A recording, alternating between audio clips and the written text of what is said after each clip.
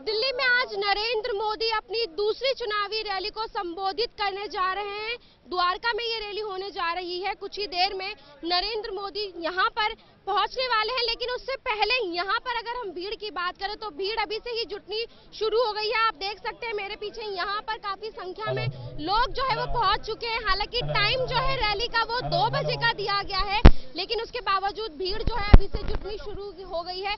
और ऐसे में ये कहा जा सकता है कि नरेंद्र मोदी की ये दूसरी चुनावी रैली है, लेकिन जिस तरह से जनता का समर्थन नरेंद्र मोदी को मिल रहा है उससे ये साफ हो गया है कि कहीं ना कहीं दिल्ली की जनता वाकई नरेंद्र मोदी के साथ है। और मोदी की लहर की अगर बात करें तो मोदी की लहर अभी भी दिल्ली में भी यहाँ पर भी देखने को मिल रही है। और ऐसे में दूसरी चुनावी रैली है जिसको नरेंद्र मोदी संबोधित करने वाले हैं। बताया जा रहा है कि ऐसी 2 और रैली नरेंद्र मोदी करने वाले हैं। और सूत्रों के हवाले से खबर यह है कि एक रैली और नरेंद्र मोदी दिल्ली में कर सकते हैं, यानी कि टोटल 5 रैली जो है नरेंद्र मोदी चुनावियों के लिए संबोधित कर सकते हैं। और ऐसे में दिल्ली में सीएम पद के उम्मीदवार हैं किरण बेदी।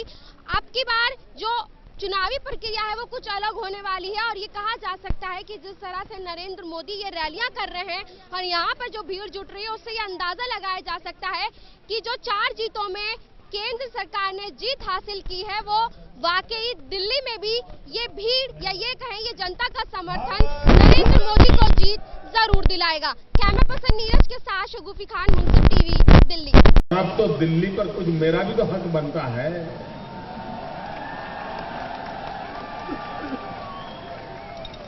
मुझे हक कुछ पाने के लिए नहीं चाहिए। आपने मुझे इतना दिया है, मेरे लिए मैं आपसे और कुछ नहीं मांगूंगा।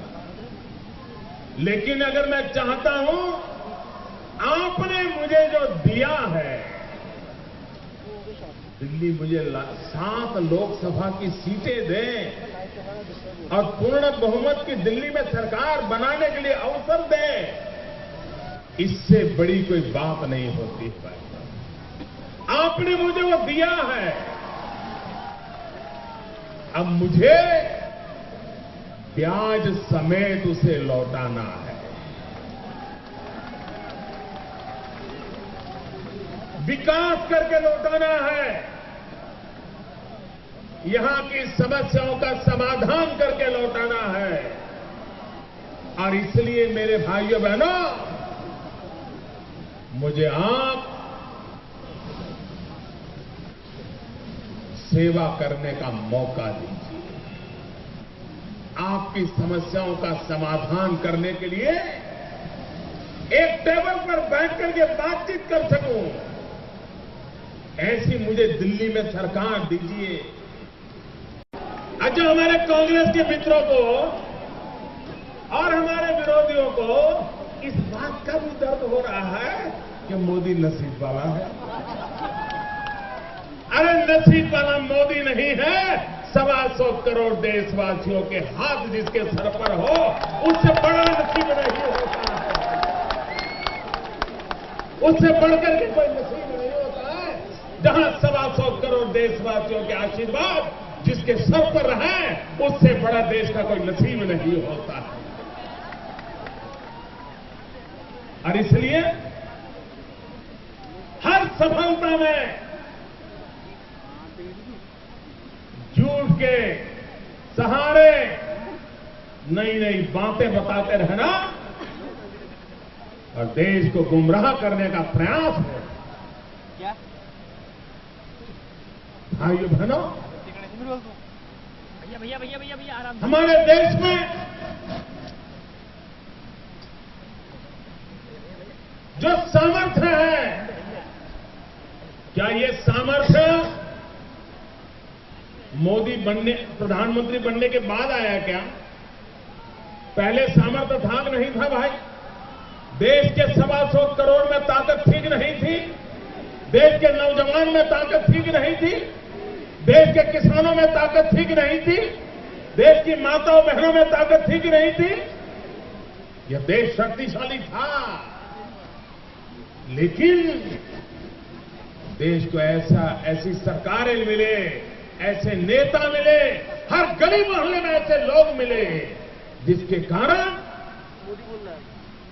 देश की पहचान नहीं बन पाई, देश की ताकत का दुनिया को एहसास नहीं हो पाया।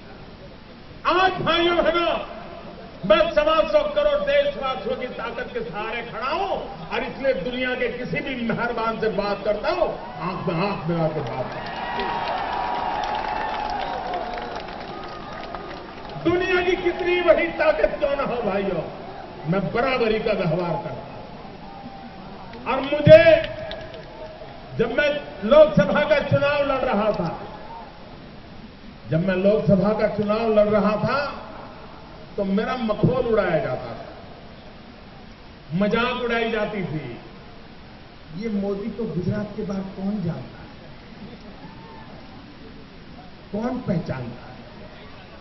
जब हिंदुस्तान भर में मैं घूमने लग गया, लोगों से मिलने लग गया, चुनावी रैलियां एक के बाद एक होने लगी, तो फिर उन्होंने शुरू किया, लेकिन दुनिया में कौन पहचानता है, विदेश नीति का क्या होगा? इनको विदेश नीति का एबीसीडी भी मालूम नहीं है। यही होता रहा। भाइयों बहनों,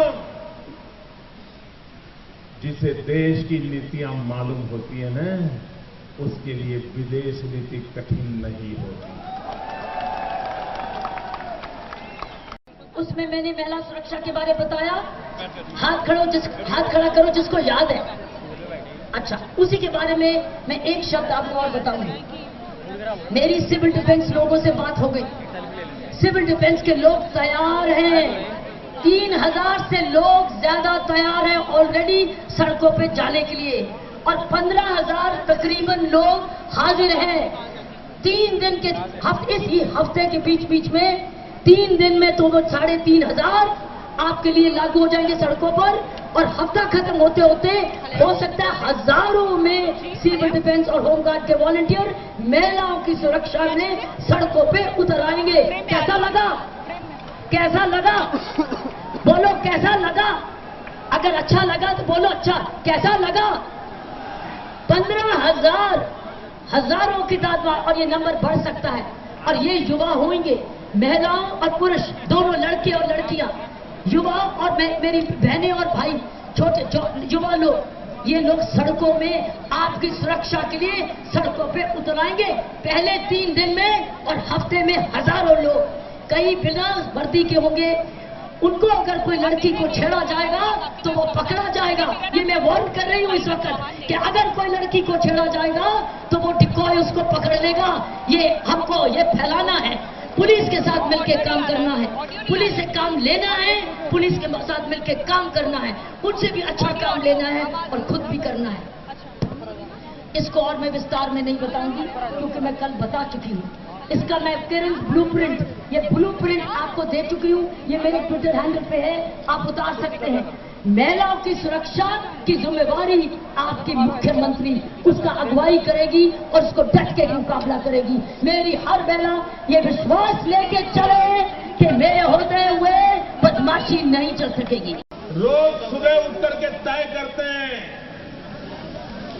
कि आज कौन सा बड़ा झूठ फेंका जाए। आज सनसनी पैदा हो, ऐसी कौन सी खबर को लाया जाए ताकि टीवी मीडिया में कुछ जगह हमारी बन जाए। एक तरफ झूठे वादों की स्पर्धा हो रही है, झूठ बोलने की स्पर्धा हो रही है, झूठे आरोप लगाने की स्पर्धा हो रही है। एक प्रकार से लग रहा है शायद पहले कभी दिल्ली के चुनाव पर झूठ का इतना साया सवार नहीं हुआ होगा जितना इस चुनाव में झूठ का सहारा लिया जा रहा है।